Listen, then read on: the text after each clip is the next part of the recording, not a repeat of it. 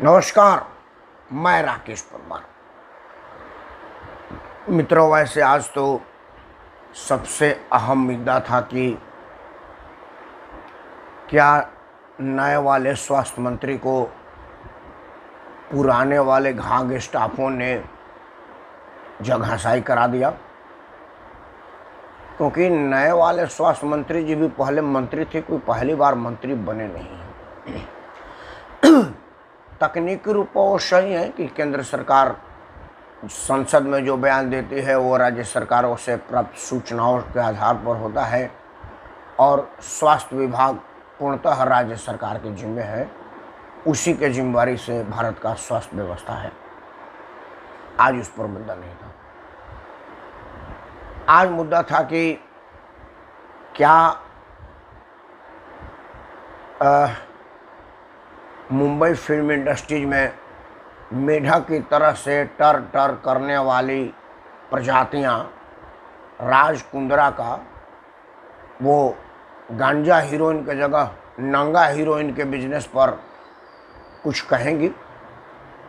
अमिताभ बच्चन के मेहरारू जो राज्यसभा में सांसद भी है, मेंबर पार्लियामेंट है, जब रवि किशन शुक्ला ने ड्रग के महाजाल पर मुंबई फिल्म इंडस्ट्रीज को कहा कि यहाँ पर ड्रग का अवैध व्यवसाय हो रहा है, तो अमिताभ की मेहरारू बड़ा जोर शोर से कहे कि मैं भी फिल्म इंडस्ट्री में हूँ और ऐसा कहने में शर्म आनी चाहिए कि आप भी फिल्म इंडस्ट्रीज में हैं।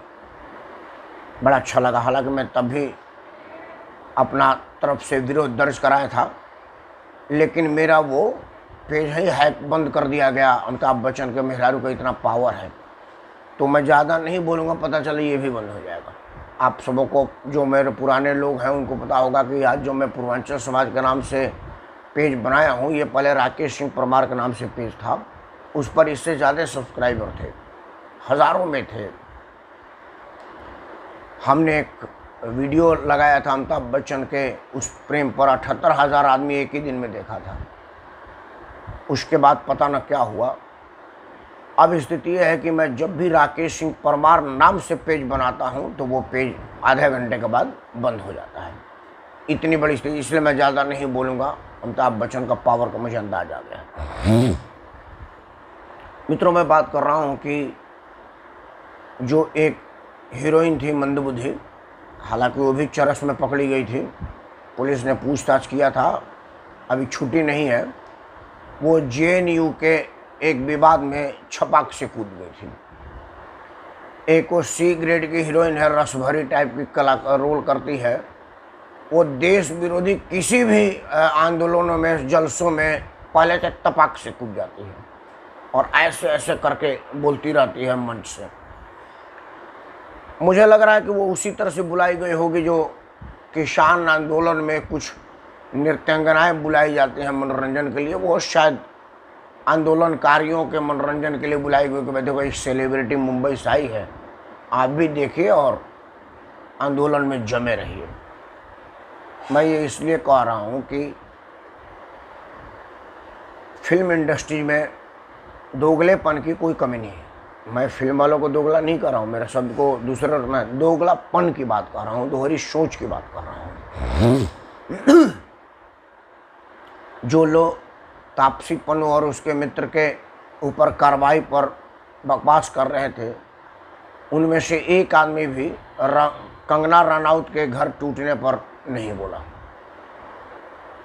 अगर तापसी पन्नू पर हुआ कार्रवाई अवैध था उनके नज़रों में, हालांकि सरकार ने बिल्कुल पुख्ता इंतजाम के बाद किया था, तो कंगना रनौत का मकान तो वहाँ के मुंबई उच्च न्यायालय ने कहा कि अवैध है और पैसा दो इसका जो नुकसान किया हुआ है। लेकिन फिल्म वाले नहीं बोले।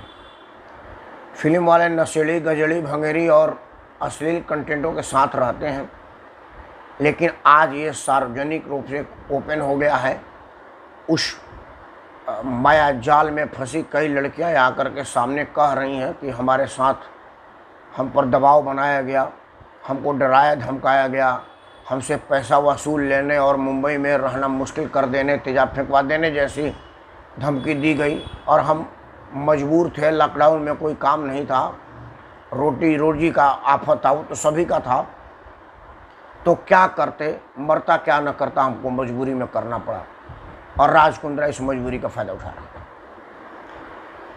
मित्र, एक आशंका और है, मैं ये पुख्ता नहीं है, लेकिन तो लोग राजनीतिक लोग हैं तो समाज वाले लोग तो हमेशा आशंकाओं पे ही शुरू करते हैं। हमारा तो पुलिस वाला सोच है, संदेह पे शुरुआत और सबूत पे समाप्त। हमारा अपना सोच है। जिस तरह से पुलिस का कार्यप्रणाली होती है कि वो संदेह से शुरुआत करती है जांच का, पहले संदेह करो, उसके बाद जांच करो और जो सबूत मिले वो समाप्त करो। तो मैं भी संदेह से शुरुआत करता हूँ, मेरे पास सबूत नहीं है कि मैं इसको फाइनल नतीजे पर पहुँचूँ। राज कुंद्रा ये व्यवसाय वो व्यवसाय सुना जाता, लेकिन जब से शिल्पा शेट्टी से शादी किया वो बाहर नहीं गया, मुंबई में शिल्पा के साथ ही रहता था। तो कौन सा व्यवसाय करता था जो बाहर जाने की जरूरत नहीं होती थी? कमरे में रह करके वर्क फ्रॉम होम कौन सा है? वो तो लखनऊ में ना वर्क फ्रॉम होम का प्रचलन चला, पहले तो होम से ऑफिस जाना ही पड़ता था। लेकिन राज कुंद्रा ने ऐसा कौन सा व्यवसाय किया है? और हमारे यहाँ कहा जाता है, मतलब पुलिस किसी भी हत्या, किसी को फंसाना, किसी का अपहरण या किसी ऐसे काम में पहला संदेह जाता है कि हु इज बेनिफिशियल, लाभ किसको है। राज कुंद्रा को मान लो जेल हो जाता है, फांसी हो जाती है, उसका इनकाउंटर हो जाता है, तो लाभ किसको होगा? तो ऐसा तो नहीं कि कोई बड़ा नज़दीकी आदमी ने टिप दे दिया हो, क्योंकि जब से राज कुंद्रा अरेस्ट हुआ है उन्होंने अपना शूटिंग फुटिंग सब बंद कर दिया है और कोई ट्वीट तक नहीं आया है।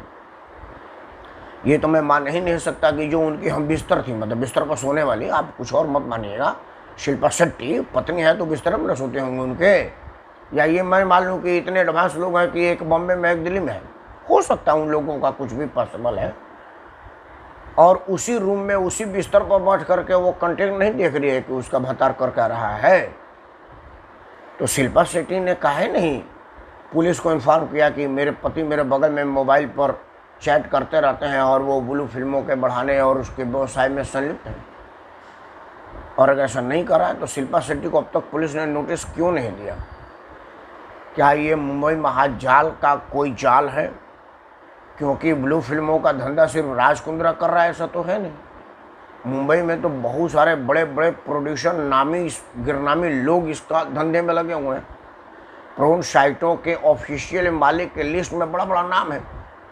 तो कहीं ऐसा तो नहीं ना कि दिल्ली में एक बॉबी पंजाबन अरेस्ट हुई थी तो बताया गया था कि बॉबी पंजाबन अरेस्ट फलाने वाले के टिप पे हुई है, जिसमें बाद में वो नागिन डांस करने वाले साधु जी गिरफ्तार हुए थे।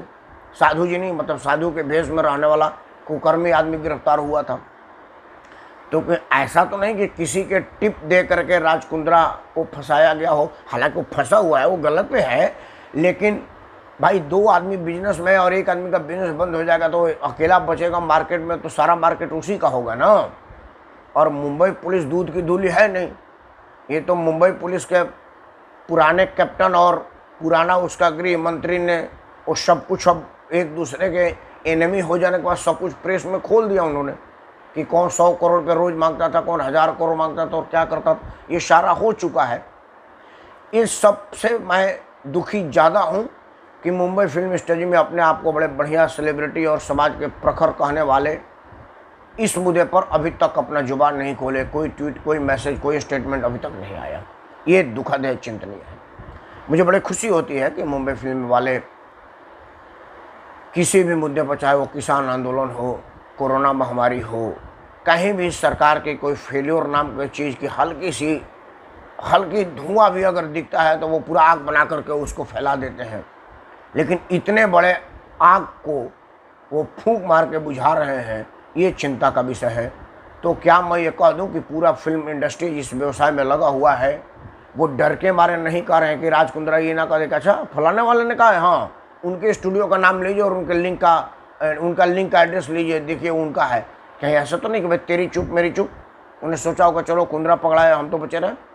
खैर, आज मेरा बात मुंबई फिल्म इंडस्ट्री का, आज मुद्दा बड़ा संवेदनशील था। मेरा हेडिंग है कि प्रतिभावान प्रतिभा संपन्न विद्यार्थियों के प्रतिभा हनन, उनके भविष्य के साथ खिलवाड़। मित्रों, एक समाचार बड़ा जोर शोर से आज उछला, हालांकि ऐसे समाचार है, बहुत ज़्यादा समाचार वाले दिखाते नहीं जिसमें कुछ सनसनी ना हो।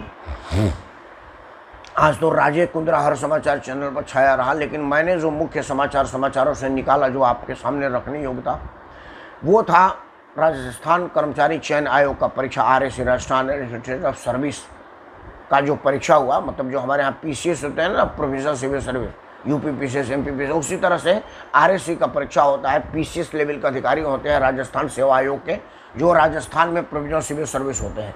IS के बाद वाले जो होते हैं, जैसे हम UP में UP PCS है, जो ADM UDM DSP वगैरह बनते हैं, वो प्रोविंशियल सिविल सर्विस के होते हैं लोग। PCSJ जो जिला जज बनते हैं, वो सब इसी परीक्षा के अंतर्गत आते हैं। राजस्थान में भी यही होता है, जो DSP होगा, जो डिप्टी कलेक्टर होगा, या जो और भी इस लेवल के अधिकारी होंगे, वो बड़ा ऊंचा लेवल का परीक्षा होता है, उसका बड़ा मानक है और बड़ा सम्मान है। उस परीक्षा में वहाँ के एक बड़ा प्रतिष्ठित आदमी ने उस लिस्ट को जारी किया। राजस्थान के जो अभी के शिक्षा मंत्री हैं, उनके नज़दीकी रिश्तेदार, जो लिखित परीक्षा, वहाँ 5 बार परीक्षा होती है, ये आज ही पता चला। हमारे यूपी में तो 2 ही बार होती है, मेन और प्री, लेकिन राजस्थान में शायद 5 चरण में परीक्षा होती है, क्योंकि परीक्षा 1, परीक्षा 2, परीक्षा 3 बता रहा था, इसलिए मुझे इसकी जानकारी नहीं थी, क्योंकि मैं राजस्थान सिविल सेवा का परीक्षा देने के कभी सोचा नहीं। मैं UP PCS का नहीं सोचा तो राजस्थान का कैसे सोच सकता था। तो खैर, वहाँ 5 चरण की परीक्षा जो लिखित होती थी, उस सब में 40 से 45% नंबर आया है। और जो साक्षात्कार का होता है मूल्यांकन, जो इंटरव्यू कहते हैं, उसमें 80% से ऊपर नंबर आया हुआ है। सगे भाई बहनों को सेम नंबर आया है। मान लो जैसे कि मैं 80% के 80 कह दूँ, तो मान लो 80 भाई को भी मिला, 80 बहन को भी मिला है। वो कौन से प्रश्न पूछे गए थे और कौन से दिए गए थे कि बिल्कुल 80 नंबर मिला है, ये सब संदेह के घेरे में है। मित्रों, मैं यहाँ इसलिए कह रहा हूँ कि एक तो हमारे देश में सामान्य वर्ग का प्रतिभा हनन हो रहा है कि आप पहले उसको तो परीक्षा में बैठने से रोक रहे हैं, उसके बाद वो परीक्षा पास कर गया तो उसके ऊंची मेरिट से रोक रहे हैं, उसके बाद जब ऊंची मेरिट से भी जाकर निकाल ले गया तो आप इस तरह के अनाप शनाप खेलों से रोक रहे हैं। मुझे डर लग रहा है कि कहीं बच्चे मंगल पांडे और चीतू पांडे के रास्ते पर न चले जाएं, वीर कुंवर सिंह और लक्ष्मीबाई के सोच को ना अपना लें। क्योंकि अगर वो देखेंगे कि भाई मैं 100 में 90 नंबर लाया हूँ और इंटरव्यू में 5 नंबर दे करके हमको फेल कर दिया गया, और 100 में 30 नंबर लाए वाला आदमी को इंटरव्यू में 80 नंबर दे करके पास कर दिया गया, तो उन्हें तो बात खेल साफ समझ में आ जाएगा कि ये कहीं ना कोई कुछ न कुछ खेल है। राजस्थान के कहानी को यहाँ भी 1 मिनट रोकते हैं। मैं चूँकि उत्तर प्रदेश का हूँ, हमारे आदरणीय प्रेमनाथ द्विवेदी जी उत्तर प्रदेश के हैं, हालांकि रहते महाराष्ट्र में है, तो बात उत्तर प्रदेश की कर लेते हैं। ये जो मैं बात कहने जा रहा हूँ, ये मैं नहीं कह रहा हूँ, मुझे इसकी जानकारी नहीं है, क्योंकि मैं ऐसी किसी पोजीशन में नहीं हूँ जिसमें उत्तर प्रदेश कर्मचारी चयन आयोग के लोग मुझको बताएं कि अंदर खाते क्या हुआ, उसकी सिक्रेसी मेरे पास रखें, किसी संवैधानिक जगह पर नहीं। ये बात कांग्रेस के चुना हुआ जौनपुर से विधायक नदीम जावेद, मेरा मित्र भी है, मेरा परिचयदार जानकार भी है, मेरा दोस्त भी है, दिल्ली में रहता था वो और रहता भी है, कांग्रेस लीगल सेल का भी कल तक अध्यक्ष था, हालांकि अभी उसको हटा दिया है, लेकिन वो कांग्रेस का एक कदावर और बड़ा नेता है।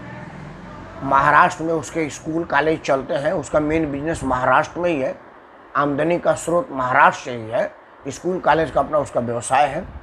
और वो NSY और युवा कांग्रेस के माध्यम होते हुए विधायक का चुनाव लड़ा। अखिलेश की लहर में सारी पार्टियां चित हो गई, लेकिन नदीम जावेद जौनपुर से जीता। कैसे जीता, क्या जीता, वो अलग मुद्दा है। तो नदीम जावेद जब विधायक बन गया तो उसके पास कॉन्स्टिट्यूशनल पावर आ गया, फाइल मांगने का, फाइल देखने का, फाइल जांचने का। उसके पास विधायक के रूप में प्रश्नोत्तर का कॉपी आएगा। जैसे सदन में अगर कोई संसद सदस्य या विधानसभा सदस्य कोई प्रश्न करता है तो वो सारे सदस्यों, चाहे विधानसभा का हो तो विधानसभा सदस्यों के यहाँ जाएगी, लोकसभा को हो तो लोकसभा के सदस्यों के यहाँ जाएगी, क्योंकि वो उत्तर और प्रश्न देखा जाता है, उत्तर भी उनके यहाँ जाता है और प्रश्न भी जाता है। MP लोग उसको ले करके जाते हैं, अगर उसमें कोई उनको पूरक प्रश्न पूछ रहा हो, काउंटर करना हो तो अपना करेंगे। तो उस हैसियत से उसके पास आया, उसने RTI से मांगा या ऑफिस से निकाला, वो बाकायदे प्रेस कॉन्फ्रेंस करके वो पूरी डिटेल निकाल दिया कि यूपी पीसीएस में लिखित में कोई आदमी 20 नंबर लाया है, 10 नंबर लाया है, 50 नंबर लाया है 200 में, मतलब 10%, 15%, 12%, और साक्षात्कार में 100% मिला है उसको। मतलब जान लो जैसे 100 नंबर का इंटरव्यू का नंबर है तो 100 में 100 मिला है। अब कोई और आदमी जो कि 100 में 90 नंबर लाया है और इंटरव्यू में 5 नंबर मिल गया तो उसका 95 हो गया, और एक आदमी 100 में 30 लाया और इंटरव्यू में 100 मिल गया तो 130 हो गया, तो पास हो गया। और ये सारे के सारे सिर्फ यादव पास हुए थे। अखिलेश यादव ने इसमें एक चीज़ तो जरूर किया था कि वो रिश्तेदारी नहीं देखा था, यादव देखा था। जैसे राजस्थान में उनके अपने नज़दीकी रिश्तेदारों का इंटरव्यू में नया नंबर मिला है, लेकिन उत्तर प्रदेश में अखिलेश यादव के समय में सिर्फ यादव को नया सारा नंबर मिला हुआ था, और सारे यादव जाति के पीसीएस अफसर बने थे। ये नदीम जावेद ने सदन में भी इस प्रश्न को उठाया था और टीवी चैनलों पे भी कहा था, क्योंकि कांग्रेस पार्टी का ऑफिशियल प्रवक्ता था। आप भी उसको देखे होंगे कांग्रेस पार्टी का बात रखते हुए। आजकल पता ना क्यों कांग्रेस के प्रवक्ता के लिस्ट में से उसका नाम हट गया कि क्या हो गया। राजनीति में उतार चढ़ाव होता रहता है, लेकिन चूंकि नदीम जावेद जेएनयू का विद्यार्थी था, पढ़ा लिखा आदमी था, तो हिंदी अंग्रेजी दोनों ही भाषा में और जौनपुरिया होने के नाते भोजपुरी में भी अपना बात रख सकता था। इस वजह से वो प्रखरता से अपनी बात रखता था और रखने के लिए मशहूर था, लेकिन अभी नहीं आ रहा है। लेकिन जो उसने प्रेस कॉन्फ्रेंस करके की थी वो अखिलेश यादव उसका आज तक जवाब नहीं दे पाए। अखिलेश यादव जो उत्तर प्रदेश कर्मचारी चयन आयोग के चेयरमैन अपने रिश्तेदार को बनाया था, उसकी योग्यता नहीं थी उस जगह पर पहुंचने के लिए। मेरा प्रश्न यही है, ये सिर्फ यूपी या राजस्थान का मामला नहीं है, ये देश भर का मामला है कि अपनी राजनीतिक लाभ के लिए, अपना वोट बैंक तैयार करने के लिए, अपनी साख जमाने के लिए या पैसे के लिए, जो रीजन रहा हो। क्योंकि मेरा रिश्तेदार कोई 100 में 100 नंबर नहीं लाया है कि मुझे पता हो कि कैसे लाया है। अगर मैं किसी ऊंचे स्थान पर होता, प्रभावशाली व्यक्तित्व होता और मेरे बच्चे या मेरे रिश्तेदार होता, तो मुझे पता होता कि कैसे हो रहा है। फिर मैं आपके सामने कहा था कि नहीं वो तो बड़ा पढ़े लिखे हैं, दोबारा से इंटरव्यू करवा लो। तो इस तरह का जो हो रहा है वो प्रतिभा का एक और माध्यमों से उसका हनन हो रहा है, प्रतिभा का गला घोटा जा रहा है। मित्रों, आप सबको बताने की ज़रूरत नहीं है कि दुनिया की जितनी बड़ी कंपनियां हैं, नामी कंपनियां हैं, माइक्रोसॉफ्ट, गूगल, IBM, पेप्सिको, ये जो जितनी भी बड़ी कंपनियां हो, मल्टीनेशनल, जो दुनिया की बड़ा नाम है। गूगल हम सब जानते हैं सर्च इंजन है, बहुत बड़ा है, दुनिया में इसका बड़ा नाम है। माइक्रोसॉफ्ट आपको पता ही है, सब जो हम आपसे बात कर रहे हैं माइक्रोसॉफ्ट का सॉफ्टवेयर पे ही बात कर रहे हैं, हम कंप्यूटर लैपटॉप चलाते हैं। माइक्रोसॉफ्ट है, गूगल है, और भी कई चीज़ें हैं। इन सब का सर्वा ऊंची कुर्सी पर बैठने वाले जानते कौन है? भारतीय है। और उससे भी मजे की बात है कि वो स्वर्ण समाज के हैं, जिन्हें भारत में आरक्षण के वजह से स्थान नहीं मिला, तो वो विदेश गए और उन्होंने अपना सिक्का वहाँ जमाया। मित्रों, एक इंटरव्यू में देख रहा था अमेरिका का। अमूमन मैं विदेश के कुछ चैनलों को देख के लेता हूँ वैसे कुछ समझने के लिए। एक इंटरव्यू में वहाँ का सुंदर पिचाई का इंटरव्यू चल रहा था। वो एंकर ने पूछ दिया कि क्या है आपको भारत में स्कोप नहीं मिला था आप आए? तो खैर सुंदर पिचाई अब चूँकि गूगल का हो गया है और गूगल भारत में सबसे बड़ा मार्केट रहती, इस तरह की बात करते हैं पर राजनीतिक बखेड़ा खड़ा हो जाता। लेकिन उसने उसको पॉलिटिकली करेक्ट होने की जगह प्रश्न का ही जवाब दूसरा दिया। बोला कि भारत में हमारे जैसे लाखों करोड़ों लोग सड़कों पर घूम रहे हैं, आप उनको पहचानिए, उनको एम्प्लॉयमेंट दीजिए। गूगल में एक CEO की जरूरत नहीं पड़ेगी, 1000 मुझ जैसा प्रतिभावान CEO आपको मिलेगा। मित्रों, अगर आप इसके प्रश्न की आइडेंटिटी को समझिए, इस बात की गंभीरता को समझिए, तो वो क्या कह रहा है कि मैं एक आदमी नहीं हूँ जो गूगल का CEO बन गया, मुझसे ज़्यादा प्रतिभा संपन्न लोग सड़क पर इंडिया में घूम रहे हैं। क्यों? क्योंकि उनको नंबर स्थान नहीं मिल रहा, उनको मौका नहीं मिल रहा है, क्योंकि वो स्वर्ण समाज के हैं, आरक्षण में नहीं आते। और आरक्षण में भी आते हैं, अगर किसी आरक्षित वर्ग के रिश्तेदार नहीं होते तो आपको भुगतना पड़ेगा। एक सबसे मजे की बात आपको बताऊं आदरणीय प्रेरणा द्विवेदी जी, एक मैं नाम नहीं रखूंगा, जगह का भी नाम नहीं रखूंगा, नहीं तो पता चल जाएगा। एक जगह पुलिस के एसपी आए थे, दलित वर्ग के थे। मेरे गांव का, हम लोगों का खेत में हल वल चलाता था, उसके बेटा सुरेश नाम था उसका, 6 फुट 2 इंची लंबा जवान।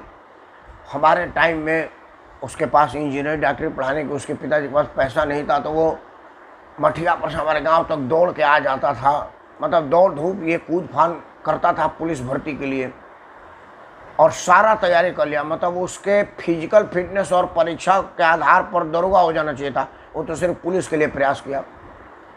आया रात के 9-10 बजे के करीब हमारे घर, राकेश राकेश, उनका सुरेश हमारी नौकरी हो जाए, मैं हिंदी में बोलूँगा, मेरा नौकरी पक्का हो गया। मैं बोला ईश्वर करे यार तेरा नौकरी हो जाए, तेरे घर में कोई तो हो यार, बड़ा तुम सब तीनों चारों भाई सारे लंबे चौड़े हो, पुलिस में तो तुमको दूर से एसपी बुला लेगा।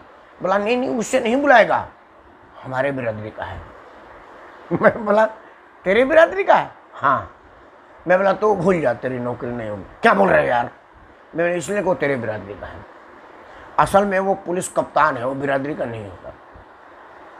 पुलिस कप्तान बन जाने के बाद वो पैसा उसकी बिरादरी है, और तू एक बार उसको कह दिया कि हम तुम्हारे जात के, तुमको गिरफ्तार करवा लेंगे या पुलिस से पिटवा देगा। हुआ क्या कि उस वक्त एसपी ही भर्ती करता था, अब तो खैर आईजी भी नहीं कर सकता, उस वक्त एसपी डायरेक्ट भर्ती कर लेता था। जिस वक्त की मैं बात कर रहा हूँ, जिस वक्त हम लोग 80 में पढ़ रहे थे, उस वक्त की बात कर रहा हूँ। वो आया शाम को बड़ा मायूस होते हुए, तो मैं बोला क्या हुआ सुरेश? रोने लगा। मैं क्या हुआ? अरे तू कॉलर ले हो गई। मैंने हुआ क्या? तो बोला हमने बोला कि सर मैं भी फलाना राम हूँ और मैं आप ही की बिरादरी का हूँ। तो बोला 10,000 रुपया है? मैं बोला 10,000 रुपया तो मेरे पूरे गांव में मिला करके किसी ने एक बार में नहीं देखा होगा। तो बोला तुम क्या देखना चाहते हो? जाओ खेत में काम, तुम्हारे पिताजी क्या करते हैं? बोले वो खेतों में हल चलाते हैं और खेतों में काम करते हैं दूसरे के यहाँ। तो तुम काहे लिए परेशान हो रहे हो? जाओ तुम भी करो, लंबे चौड़े हो, पिताजी से ज़्यादा करोगे। वो आ गया। मतलब अगर आपको ये लग रहा होगा कि आरक्षण से आरक्षित वर्ग के लोगों का कल्याण और भला हो रहा है, तो आप गलतफहमी पे हैं। आरक्षण से किसका लाभ हो रहा है? रामविलास पासवान के बेटा चिराग पासवान को फायदा हो रहा है, जिसके पास दुनिया की सबसे महंगी कार खरीदने की शक्ति है, और कितना पैसा उसको खुद ही पता नहीं है। आरक्षण से मेरे गांव में भैंस का दूध दूह करके बेचने वाला राधेश्याम यादव की हैसियत नहीं है, वो उसको नहीं फायदा हो रहा है। फायदा हो रहा है अखिलेश यादव, मुलायम सिंह यादव के बेटा अखिलेश यादव को, जो पैसे के बल पर ऑस्ट्रेलिया में पड़ा और मर्सिडीज में घूमता है, जिसका कई हजार करोड़ का होटल बन रहा है। आरक्षण में उसको फायदा हो रहा है। आरक्षण में बिहार के यादव जी और राय जी का फायदा नहीं हो रहा है, लालू प्रसाद के उस बेटे का फायदा हो रहा है, जो अपना जन्मदिन हवाई जहाज में मना रहा है, चार्टर प्लेन करके जो हवा से ऊपर उठता है और वहाँ केक काट कर कोई जन्मदिन मना रहा है। आरक्षण से उसको फायदा हो रहा है। आप अगर सोच रहे हैं कि सिर्फ प्रतिभावान लोग ही उसमें कुचले जा रहे हैं, स्वर्ण समाज के लोग, क्षत्रिय ब्राह्मण भूमिहार बनिया कैस, तो आप गलत फहमी पे हैं। रिजर्वेशन क्लास के लोग भी कुचले जा रहे हैं, जिनका अपना कोई रिजर्वेशन के स्तर तक नहीं है। मित्रों, ये बात मैं आज इसलिए कह रहा हूँ कि आज राजस्थान के सर्विस कमीशन के भर्ती पर जो एक्सपोजर हुआ है, जो एक्सपोज हुआ है मामला, उस पर राजनीतिक बयानबाजी के बाद वो ख़त्म हो जाएगा। क्योंकि अखिलेश यादव के ज़माने में भर्ती, उत्तर प्रदेश की भर्ती का कहाँ कोई एक कैंडिडेट हटाया गया या उस पर कोई केस हुआ? अखिलेश यादव को तो उस नाम का FIR भी दर्ज नहीं है। अगर इसी तरह से चलता रहा तो स्वर्ण समाज कहाँ जाएगा, ये अब आप सोचेंगे। क्योंकि राजनीति में आपको जगह नहीं है, नौकरी में आपको जगह नहीं है, ज़मीनें आपसे छीन ली गई, राजवाड़ा आपका वापस ले लिया गया, सरकारों ने कहा कि ज़मीन आपका नहीं, आप हमको दे दीजिए। और जब चुनाव आएगा तो जो मायावती की पार्टी कहती थी कि ब्राह्मण समाज तो विदेशी है, हम मूल निवासी हैं, अब वो ब्राह्मण समाज का आयोजन करने जा रही है। ये सब आप देखिए, इस सब के बीच में कहीं कोई चर्चा, ना तो कोई ब्राह्मण समाज ये चर्चा कर रहा है कि भाई अखिलेश यादव के ज़माने में सिर्फ यादव की भर्ती हुई थी, ना ही मायावती ये कह रही है कि अखिलेश के ज़माने यादव की भर्ती हुई थी, क्योंकि अगर अखिलेश का एक्सपोजर करेगा तो मायावती के ज़माने में जितने दलित लोग बेनिफिशियल हुए हैं वो अखिलेश यादव एक्सपोज कर देगा। ये है कि आप अगर सत्ता में हैं तो आपकी अपनी सत्ता की जाती है, राजनीति जाती है, आपकी अप्रोच की जाती है, वर्चस्व की जाती है। आप ना दलित है, ना ब्राह्मण है, ना पिछड़े हैं, ना अगड़ी हैं, आप सरकारी जाति के हैं तो आपका बेनिफिट है। आम जन जिस दिन ये समझ जाएगा उसी दिन प्रतिभावान लोगों का कद्र होने लगेगा और जो कद्र के लायक हैं उन्हीं का कद्र होगा। मित्रों, आपसे हाथ जोड़ के प्रार्थना है कि जो मैं कह रहा हूँ उसको राजनीतिक मुद्दा बनाइए। कम से कम एक बार तो आपका नेता वोट मांगने आए तो आप उसको बोल ही दीजिए ना कि विधायक जी, अगर मैं उत्तर प्रदेश की बात कर रहा हूँ क्योंकि यूपी में भी अभी चुनाव आने वाला है, आपका विधायक आपके यहाँ से चुनाव वोट मांगने आए तो बोले विधायक जी, वो अखिलेश यादव के टाइम में सिर्फ यादव भर्ती हुए थे, पीसीएस अफसर का उसका सदन में आपने प्रश्न उठाया था नहीं। अगर आपका विधायक स्वर्ण समाज का है तो उसको बोलिएगा कि भाई वो ST आयोग का जो नरेंद्र मोदी ने 1000 गुना ज़्यादा तगड़ा कर दिया, कि पहले था कि अगर किसी पर अनुसूचित जाति जनजाति का तहत मुकदमा दर्ज हो रहा है तो कम से कम उसको ये सबूत देना पड़ेगा कि इन्होंने आपको जाति सूचक शब्द कहा था और आप अपमानित हुए थे। लेकिन नरेंद्र मोदी ने अपने वोट के घमंड में, अपने बहुमत के घमंड में कहा कि ऐसा कैसे हो सकता है, स्वर्ण समाज तो मजबूरी में हमको झक मार के वोट देगा। असली पटाना तो दलित और पिछड़ों का है, क्योंकि एक का मुलायम नेता है और दूसरे का मायावती। उधर ममता बनर्जी नेता है तो लालू प्रसाद यादव नेता है, उधर DMK है तो ADMK है। इन सबको कब्जा करना है। स्वर्ण समाज कहाँ जाएगा, झक मार कमरे आएगा। तो क्या आप उस पर एक भी प्रश्न उठाए, पूछे एक बार भी? कहने को तो कैबिनेट में राजनाथ सिंह भी हैं, अश्विनी चौबे भी हैं, RK सिंह भी हैं, सब समाज के लोग हैं ना भाई, श्रीवास्तव जी भी हैं, लेकिन इनमें से एक ने भी ये प्रश्न उठाया कि भाई स्वर्ण समाज के हितों की रक्षा में आपने कहीं कोई बात किया? आज आरक्षण के माध्यम से आपको रोका जा रहा है, आदरणीय कुमार श्रीकांत साहब को शायद उपलब्ध, लेकिन अगर सर्विस कमीशन के माध्यम से भी आपकी नौकरी की पर रोक लगा दिया जाएगा तो हम कहाँ जाएंगे? ये प्रश्न आज बहुत बड़ा बनता है। सर आपके नगरी में है, आपके सेवा में है, आपका चैनल पर जो कार्यक्रम आ रहा था उसमें मैं उपस्थित था, आपने देखा नहीं। मेरा प्रश्न भी आपने लिया था, आपने बोला था कि राकेश परमार का प्रश्न है कि उत्तर पंजाब में कहीं हरियाणा के भजालाल का इतिहास दोहरा न दे कैप्टन अमरिंदर। तो कहाँ हैं हम? तो आप ही के नगरी में है, आपके आशीर्वाद के तले सुरक्षित है भाई। खैर, वीडियो ज़्यादा देर तक नहीं हो। मित्रों, आज मेरा बात ये था कि राजस्थान सरकार के शिक्षा मंत्री के निजी रिश्तेदारों को इंटरव्यू में 80% से भी ज़्यादा नंबर दे करके पास कर दिया गया है, जबकि लिखित परीक्षा में वो 40% से ज़्यादा नंबर नहीं लाए हैं। इसी तरह का एक खेल अखिलेश यादव के ज़माने में हुआ था। अखिलेश यादव भी यूपी PCS के परीक्षा में सिर्फ यादव को, मैं एक खास जाति नहीं कहूँगा क्योंकि मुझे किसी से डर नहीं है, सिर्फ यादव को 100% इंटरव्यू में नंबर दे करके पास कर दिया था और लोग चिल्लाते रह गए, वहाँ कुछ नहीं हुआ। आप सीधा सीधा आरक्षण से स्वर्ण समाज को मार रहे हैं, उसके बाद भर्ती में भी अगर भर्ती घोटाला के माध्यम से मार रहे हैं तो मुझे आशंका है कि स्वर्ण समाज में से कोई नया मंगल पांडे ना हो। ईश्वर करे वो किसी पर फायर ना करे, लेकिन ये आवश्यक है कि कोई मंगल पांडे हो, अपने ही सरकार के विरुद्ध विद्रोह का बिगुल फूंक दे। इसके पहले सरकारों को समझ जाना चाहिए, नहीं तो वो दिन दूर नहीं जब ऐसा कुछ हो जाएगा। ऊपर कास्ट क्यों नहीं करते ये सब? हाँ, वही तो मैं कह रहा हूँ, गलती हम लोगों के, आदरणीय कुमार श्रीकांत साहब, गलती हम ही लोगों की है। असल में क्या है कि भारतीय जनता पार्टी या कांग्रेस पार्टी या कोई भी राजनीतिक पार्टी, अभी भारतीय जनता पार्टी ये श्योर है कि स्वर्ण समाज झक मार कर हमको वोट देगा। एक बार 1 मिनट के लिए अगर नरेंद्र मोदी के दिमाग में बैठा दिया जाए अपने नोटा से या वोट ना दे करके कि हम आपके गुलाम नहीं हैं, नरेंद्र मोदी उसी दिन आपका तलवा चाटने लगेगा, क्योंकि नरेंद्र मोदी से ज़्यादा डरपोक आदमी नहीं है।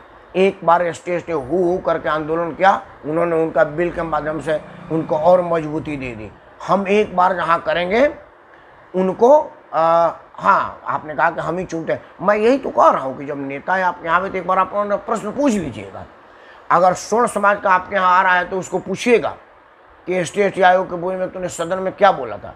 और अगर दलित समाज का आपका यहाँ नेता आ रहा है तो बोले भाई हमारा वोट लेने के लिए तू क्यों आ रहा है, तेरे को तो हम चाहिए नहीं, तो इधर मत जा, हम काम नहीं तो वोट नहीं। एक बार अगर ये उठ जाए ना, मैं दावे के साथ कह सकता हूँ कि सरकारें संभल जाएगी। लेकिन मुझे भरोसा है कि मैं बोल करके वीडियो बंद करूँगा और आप लोग अपना काम में लगेंगे। इस पर सोचना मंथन करना कोई नहीं चालू करेगा, और ये सरकारें जानती हैं। ऐसा ना हो और हम तुरंत जागृत हों और दूसरे को भी जागृत रहें। इन्हीं आशा, इसी अभिलाषा, इसी उम्मीद के साथ मैं राकेश परमार आप सबको सादर करता हूँ। जय हिंद, जय स्वर्ण समाज।